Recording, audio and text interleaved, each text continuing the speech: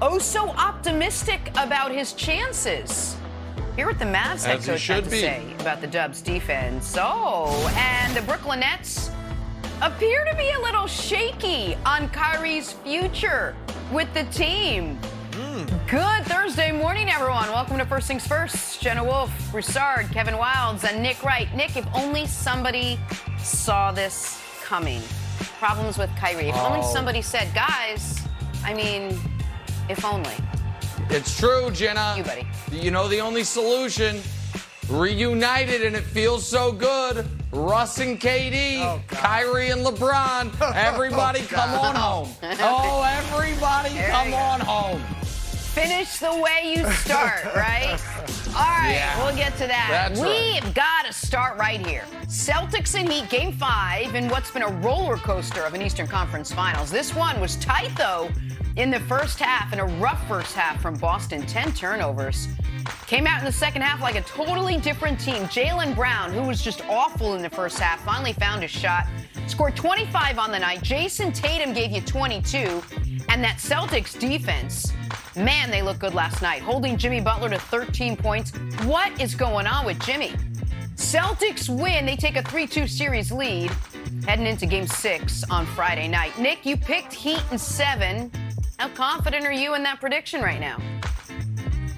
Jenna, this show is based on many things, but none bigger than pick integrity, take integrity. We don't waffle. We don't flip-flop. Well, by we, I mean Brew and I don't. Wildes is, the most notorious flip-flopper since some politicians of the 90s. But I'm true to that. And so that is true. And you asked me how confident I am in Heat in 7. In order for the Heat to win in 7, by definition, they must lose 3 games. Okay. But I'm here to tell you, Jenna, I'm not that confident. I'm here to tell you, the Miami Heat seem to have broken. I'm here to tell you, I watched yesterday's game, and I didn't feel good about it. And you mentioned what happened to Jimmy Butler. I don't know. I know he's hurt, but I don't think the injury was amputation. And short of amputation, I'm not certain how we can justify or explain these splits. First 13 games of the playoffs, Jimmy Butler banging down the door of club superstar. Last 3 games, Jimmy Butler being asked to take out the garbage from club superstar because he's been added to the custodial staff and nothing more. But at least the Heat backcourt will pick him up. Let's see how they've done the last 2 games. Oh, boy. Ooh. 1 for 28. 1 for 28. Bro, that means you have made 1 fewer shot than them on 28 fewer attempts. So speaking of missed shots, I'm going to take one here, bro.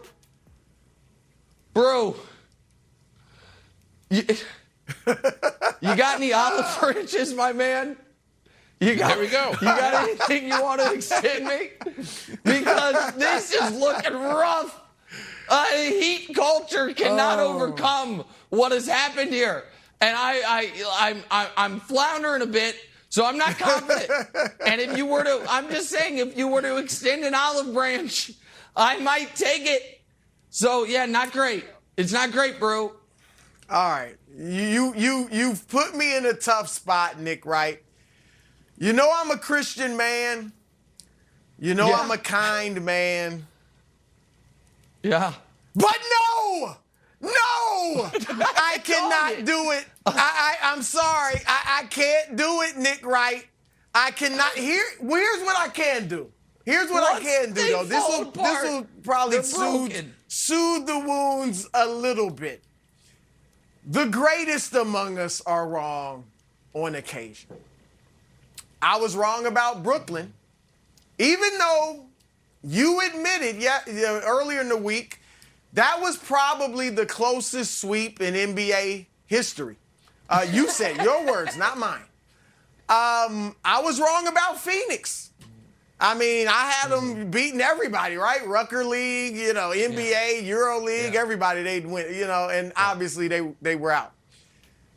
But I got to admit, I mean, since then, man, your boy's been on a roll of epic proportions. Because I did say, I got to admit, I mean, since then, you talk about regrouping, my goodness. I've like 2 series. Epic proportions. But hey, I got that. Yeah, I'm feeling good. But I told you it would be 6. It's going to be 6 because Boston is the better team. Boston is the better team, and I think you see that, Nick. But even if you don't, for those out there that think, they're not necessarily the better team, them being the more healthier team, right? The healthier team, at least, gives them the advantage in this series. I mean, you brought up the stats. God bless Kyle Lowry playing through that hamstring injury, but yesterday he went 25 scoreless minutes. That means he really didn't achieve anything more than we did, sitting on the couch watching in 25 minutes of action. All right? And here's what's happening, Wilds. The Heat are facing another level. We talked about there's levels to this. And you go and play Atlanta, which is a horrible defensive team, one of the worst in the league. It's easy. You go and play Philadelphia, which without Joel Embiid, or at least a hindered Joel Embiid playing, they're mediocre defensively. And now you step up to this? I mean, this isn't just a good defensive team by today's standards. They're a terrific, hard-nosed, tough defensive team. And so I think over the course of this series, Wilds, the Heat have just been worn down. And then you throw in the fact Jimmy Butler, he won't admit it to his credit, but the knees got to be bothering him. Tyler Hero's out. They just can't score. They've averaged 81 points a game in the last 2 games. They can't score. And so, yeah, it's over. I'm glad Nick, it's odd seeing a humbled Nick Wright on this show, but I got to admit, it's refreshing sometimes. I like it. Yeah. Here's the thing. Yeah. Nick, you can play the injury card. That's the one get-out-of-jail-free card that every prediction is allowed to use. And the fact that Tyler Hero's gone and Kyle Lowry has made 5 shots the entire series, and Jimmy's not himself. You could have played the injury card. So, but the Celtics are going to go to their 22nd final on Friday. They're going to win 3 in a row, and they're headed to the finals. But the larger question is this, just to stick with this series, because I do think injuries is the major issue. Nick, do you think that the schedule of the 1 day on, 1 day off, 1 day on, 1 day off is too taxing for this series and is kind of showing up and giving us really bad basketball, a bunch of blowouts, and we're seeing what is supposed to be the penultimate, championship of the East, now just being sort of a basic Squid Game. Like, if you're standing by the end of the game, that's basically a win. So I think Adam Silver should try to look at adding some more rest days in here. But go ahead. What do you think? Yeah, I don't think it's ideal, and I think they should look to that. I know, again, the schedules feel like they've been a little screwed up over the last few years thanks to the pandemic, and then they add the play-in tournament, which gives you rest before the playoffs, but because they want the finals in those first couple weeks of June, it condenses this part of the playoffs. I think there are ways to look at it, particularly, an extra day between games 4 and 5 and 5 and 6 and 6 and 7 at least. Yep. When you have those travel days, I think that would make sense. I also do think that the Heat, what they're dealing with, if they had gotten an extra 24 hours, I don't know how much it changes things. Lowry needed an extra couple weeks. Tyler Hero, is missing games entirely. Tyler Hero got the extra rest and wasn't available for Game 4, or wasn't available for Game 5 after missing Game 4. And Jimmy is broken. Like, those numbers are, I almost glossed through them. I'm not using it as an excuse, but I do think it is something of an explanation. I mean, Jimmy Butler going from the guy who had been arguably, I wouldn't have made this argument, but one could have made the argument as of a week ago, who had been the best player in the playoffs all around. If someone would have said Jimmy Butler, it wouldn't have been ridiculous.